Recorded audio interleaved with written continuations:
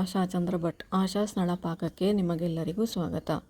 ಇವತ್ತು ಹೋಟೆಲ್ನಲ್ಲಿ ಹೋದರೆ ಸಿಗುವಂತಹ ಒಂದು ಮಿಕ್ಸ್ಡ್ ತರಕಾರಿಯನ್ನು ಹಾಕ್ಕೊಂಡೊಂದು ಸಾಂಬಾರನ್ನು ಮಾಡೋದನ್ನು ಹೇಗೆ ಅಂತ ನೋಡುವ. ಇದಕ್ಕೆ ನಾನು 1 ಕಪ್ಪಷ್ಟು ಮಸೂರ್ ದಾಲ್ ಹಾಕ್ತಾಯಿದ್ದೇನೆ. ಮಸೂರ್ ದಾಲ್ ಆರೋಗ್ಯಕ್ಕೆ ತುಂಬ ಒಳ್ಳೆಯದು. ಆಮೇಲೆ ತೊಗರಿಬೇಳೆ ಅಷ್ಟು ಗ್ಯಾಸ್ಟ್ರಿಕ್ ಸಹ ಆಗೋದಿಲ್ಲ ಮಸೂರ್ ದಾಲ್. ಹಾಗಾಗಿ ಮಸೂರ್ ದಾಲನ್ನು ಹಾಕಿ ಮಾಡ್ತಾಯಿದ್ದೇನೆ. ಇದನ್ನು ಚೆನ್ನಾಗಿ ತೊಳ್ಕೊಳ್ಬೇಕು ಫಸ್ಟಿಗೆ. ನಂತರ ಅದನ್ನು ಕುಕ್ಕರ್ಗೆ ಹಾಕ್ಕೊಂಡು 1 ಕಪ್ಪಿಗೆ 3 ಕಪ್ಪಷ್ಟು ನೀರು ಹಾಕ್ಕೊಳ್ತಾ ಇದ್ದೇನೆ ನಾನಿಲ್ಲಿ. ಚೂರು ಅರಶಿನ ಹುಡಿ, ಹಾಗೆಯೇ 1 ಟೀ ಸ್ಪೂನಷ್ಟು ತೆಂಗಿನ ಎಣ್ಣೆ ಹಾಕ್ಕೊಂಡು, ನಾವು ಮನೆಯಲ್ಲೇ ಮಾಡುವಂತಹ ಕೊಬ್ಬರಿ ಎಣ್ಣೆನೇ ನಾನು ಯೂಸ್ ಮಾಡ್ತಾ ಇದ್ದೇನೆ. ಹಾಕ್ಕೊಂಡು ಅದನ್ನು ಬೇಯಲಿಕ್ಕೆ ಹಾಕಿದ್ದೇನೆ. ಈಗ ಅದಕ್ಕೊಂದು ಮಸಾಲೆ ಹುರಿದುಕೊಳ್ಳುವ. ಬಾಣಲೆಗೆ ಒಂದು 5ರಿಂದ 6 ಬ್ಯಾಡಗಿ ಮೆಣಸು ಹಾಕ್ಕೊಂಡಿದ್ದೇನೆ. 1 ಟೇಬಲ್ ಸ್ಪೂನಷ್ಟು ಉದ್ದಿನಬೇಳೆ, 1 ಟೇಬಲ್ ಸ್ಪೂನಷ್ಟು ಕಡಲೆಬೇಳೆ, ಅರ್ಧ ಟೀ ಸ್ಪೂನಷ್ಟು ಜೀರಿಗೆ, 2 ಟೇಬಲ್ ಸ್ಪೂನಷ್ಟು ಕೊತ್ತಂಬರಿ, ಹಾಗೆಯೇ 1 ಸಣ್ಣ ತುಂಡು ಇಂಗು. ಇವಿಷ್ಟನ್ನು ಹಾಕ್ಕೊಂಡು ನಂತರ ಅರ್ಧ ಟೀ ಸ್ಪೂನಷ್ಟು ಸೋಂಪು, ಹಾಗೆಯೇ 1 ಸಣ್ಣ ತುಂಡು ಚಕ್ಕೆ. ತುಂಬ ಸಣ್ಣ ತುಂಡು ಸಾಕು. ಅರ್ಧ ಟೀ ಸ್ಪೂನಷ್ಟು ಸೋಂಪು ಹಾಕ್ಕೊಂಡ್ರೆ ಸಾಕು. ಇದನ್ನು ಈಗ ಚೆನ್ನಾಗಿ ಪರಿಮಳ ಬರುವವರೆಗೆ ಹುರಿದುಕೊಳ್ಬೇಕು. ಕೊನೆಯಲ್ಲಿ ಇದಕ್ಕೆ ಅರ್ಧ ಟೀ ಸ್ಪೂನಷ್ಟು ಗಸಗಸೆ ಹಾಕಿಕೊಳ್ತಾ ಇದ್ದೇನೆ. ಗಸಗಸೆ ಹಾಕೋದು ಅದು ಮಂದ ಬರಲಿಕ್ಕೋಸ್ಕರ, ಹಾಗೆ ಆರೋಗ್ಯಕ್ಕೆ ಕೂಡ ತುಂಬ ಒಳ್ಳೆಯದು ಗಸಗಸೆ. ಹಾಗೆ ಅರ್ಧ ಟೀ ಸ್ಪೂನಷ್ಟು ಗಸಗಸೆ ಹಾಕ್ಕೊಳ್ತಾ ಇದ್ದೇನೆ. ಇದನ್ನು ಈಗ ಸಣ್ಣ ಉರಿಯಲ್ಲಿ ಗಸಗಸೆ ಹಾಕಿದ ನಂತರ 1-2 ನಿಮಿಷ ಅದನ್ನು ಫ್ರೈ ಮಾಡಿಕೊಂಡ್ರೆ ಸಾಕು. ಇದಕ್ಕೆ ಒಂದು ಅರ್ಧ ಹೋಳಿನ ತೆಂಗಿನ ಹೂವನ್ನು ಹಾಕಿಕೊಳ್ತಾ ಇದ್ದೇನೆ. ತೆಂಗಿನ ಹೂ ಸ್ವಲ್ಪ ಕಡಿಮೆ ಆದರೂ ಪರವಾಗಿಲ್ಲ, ಯಾಕೆಂದರೆ ಇದರಲ್ಲಿ ನಾವು ಬೇಳೆ ಹಾಕ್ಕೊಂಡಿದ್ದೇವೆ, ಹಾಗೆಯೇ ಗಸಗಸೆ ಹಾಕ್ಕೊಂಡಿದ್ದೇವೆ, ಹಾಗಾಗಿ ಅದು ಮಂದ ಬರ್ತದೆ. ಒಂಚೂರು ಕಡಿಮೆ ಆದರೂ ಅಡ್ಡಿ ಇಲ್ಲ.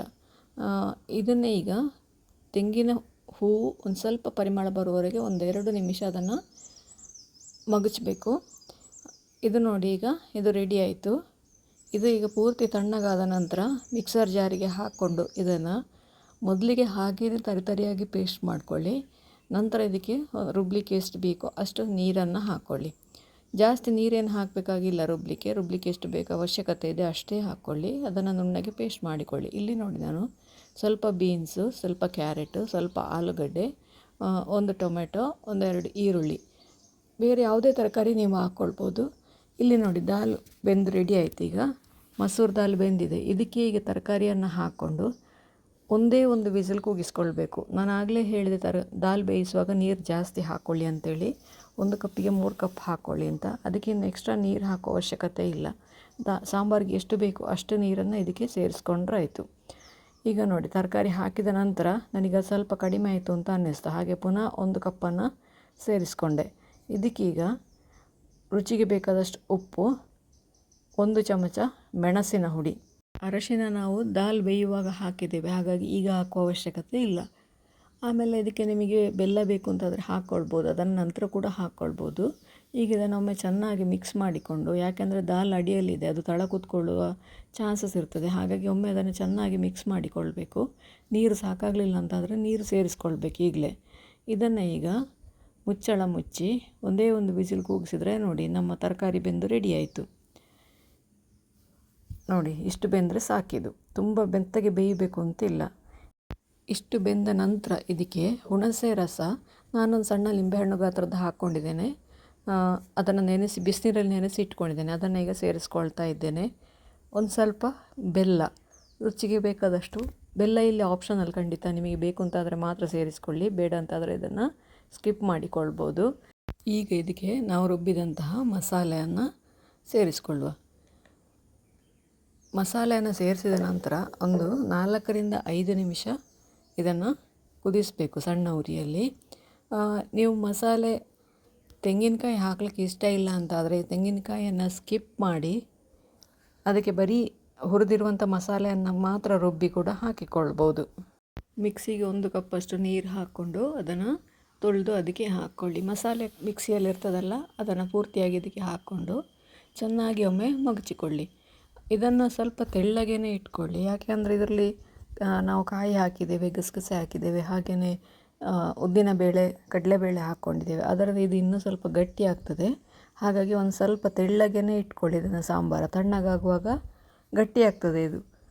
ನನಗೊಂಚೂರು ಉಪ್ಪು ಕಡಿಮೆ ಇದೆ ಅನ್ನಿಸ್ತು, ಹಾಗೆ ಉಪ್ಪು ಒಂದು ಸ್ವಲ್ಪ ಸೇರಿಸ್ಕೊಳ್ತಾ ಇದ್ದೇನೆ. ಹಾಗೆಯೇ ಮೇಲಿಂದ ಕೊತ್ತಂಬರಿ ಸೊಪ್ಪು ಉದುರಿಸಿದರೆ ನಮ್ಮ ರುಚಿಯಾದ ಹೋಟೆಲ್ ಸ್ಟೈಲಿನ ಸಾಂಬಾರು ರೆಡಿ ಆಯಿತು. ಇದಕ್ಕೆ ನುಗ್ಗೆಕಾಯಿ ಇದ್ದರೆ ಒಂದೆರಡು ನುಗ್ಗೆಕಾಯಿ ಕೂಡ ಹಾಕ್ಕೊಳ್ಬೋದು, ತುಂಬ ರುಚಿಯಾಗಿ ಬರ್ತದೆ. ನನ್ನ ಹತ್ರ ಇವತ್ತು ನುಗ್ಗೆ ಇರಲಿಲ್ಲ, ಹಾಗಾಗಿ ನಾನು ನುಗ್ಗೆಯನ್ನು ಹಾಕಲಿಲ್ಲ.